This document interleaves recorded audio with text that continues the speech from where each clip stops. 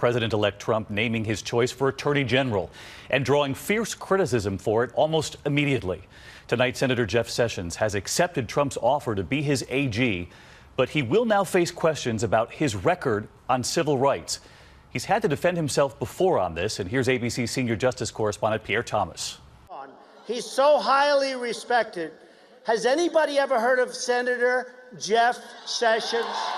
Donald Trump picked a trusted advisor as the next Attorney General, someone who stood at his side during the earliest and darkest moments of the campaign. I think the Republican Party needs to listen to what Donald Trump's been saying. But he's a nominee who's become a lightning rod for some on the left. The chairman of the Congressional Black Caucus calling Senator Sessions' civil rights record, quote, appalling. They point to the fact that he was rejected from a potential federal judicial seat 30 years ago when a former black colleague accused Sessions of calling him boy and told him, be careful of what you say to white folks. Sessions at the time denied those claims. I am not a racist. I am not insensitive to blacks. I have supported civil rights activity in my state.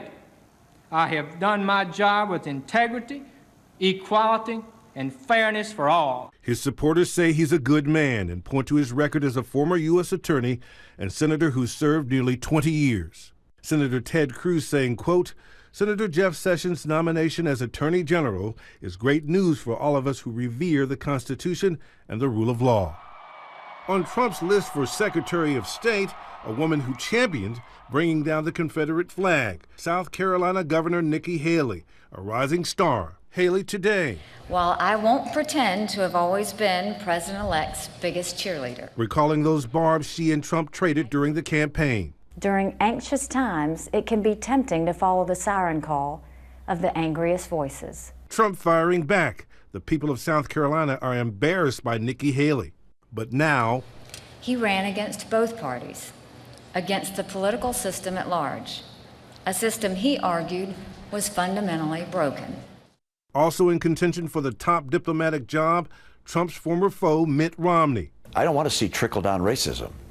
I don't want to see a president of the United States saying things which change the character of the generations of Americans that are following. He was begging for my endorsement.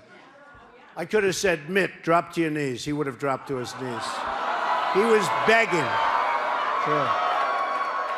And Trump's controversial new top advisor, Steve Bannon, the former head of Breitbart News, which published headlines like the Confederate flag proclaims a glorious heritage, today granting a rare interview to The Hollywood Reporter, addressing critics. I'm not a white nationalist, he said.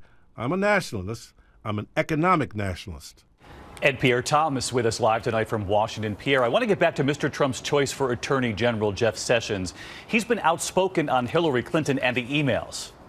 David, Sessions has been critical of the FBI's investigation of Clinton's emails and has suggested that the Clinton Foundation has not been fully investigated. Even though Donald Trump signaled on 60 Minutes he does not want to hurt the Clintons.